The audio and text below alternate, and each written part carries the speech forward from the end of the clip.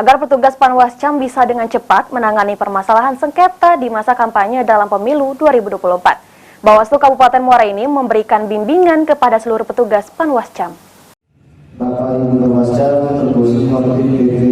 Proses tahapan pemilihan umum 2024 telah masuk pada tahapan kampanye untuk pemilihan legislatif yang meliputi DPR RI, DPRD Provinsi, dan DPRD Kabupaten Kota, serta untuk pemilihan Presiden dan Wakil Presiden RI. Untuk menerapkan dan menegakkan aturan pemilu, Bawaslu Kabupaten Muara Enim menggelar bimbingan teknik atau BIMTEK, penyelesaian seketika proses pada pemilu yang sedang berlangsung.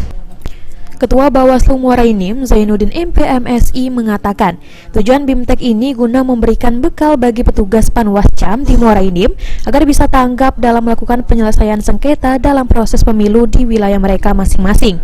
Hal ini penting agar seluruh jajaran Bawaslu di wilayah Muara Enim mampu menyelesaikan setiap masalah, terutama dalam hal sengketa dalam proses pemilu dengan pembekalan yang baik.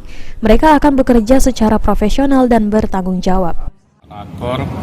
Sengketa proses, maksud dan tujuannya adalah kami mempersiapkan jajaran kami apabila terjadi sengketa proses, baik itu yang terjadi antara peserta pemilu dengan peserta pemilu maupun peserta pemilu sesama dengan penyelenggara pemilu, juga akan memahami tata cara penyelesaian seperti apa, sehingga ini bisa dikatakan untuk penguatan kelembagaan.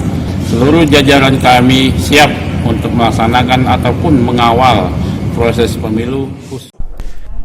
Kegiatan ini diikuti oleh seluruh Panwascam di kawasan Muara Enim yang bertanggung jawab sebagai lembaga pengawas penyelenggaraan pemilu. Dengan pembekalan yang matang akan membuat jajaran Bawaslu memiliki integritas tinggi dan sebagai penguatan untuk lembaga Bawaslu pada umumnya. Mardiansyah, PAL TV.